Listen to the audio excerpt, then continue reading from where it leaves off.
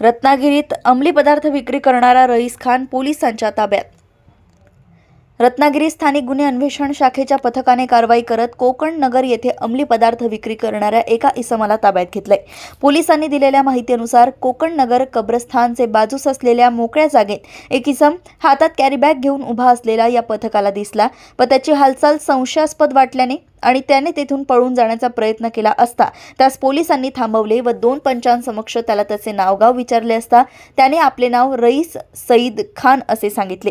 Police पथकाने रईस सईद खान याची 2 पंचांसमक्ष अंगझडती घेतली व या झडतीमध्ये त्याच्या ताब्यातील पिवळ्या रंगाच्या कॅरी बॅगमध्ये काळपट हिरवट रंगाच्या पाने फुले बोंडे काळ्या व बिया असलेल्या उग्र वासाचा गांजा सदृश अंमली पदार्थ असलेल्या 13 पारदर्शक प्लास्टिक पाउच पिशव्या, एक डिजिटल वजन काटा व त्याच्या पॅन्टच्या खिशामधून 2 मोबाईल फोन व 3,500 रुपये रोख रक्कम असा एकूण 49,700 रुपये किमतीचा मुद्देमाल मिळून आला। आरोपी रईस सईद खान यांनी गांजा हा अंमली पदार्थ गैरकायदा विक्रीच्या उद्देशाने आपल्या ताब्यात बाळगल्या स्थितीत तो मिळून आल्याने त्यास पोलिसांकडून ताब्यात घेण्यात आले व त्याच्या विरुद्ध रत्नागिरी शहर पोलीस ठाणे येथे गुन्हा दाखल करण्यात आलाय।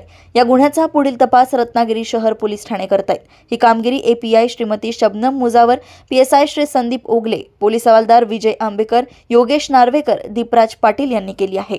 रत्नागिरी येथून सहसंपादक रणजित मस्के यांची रिपोर्ट।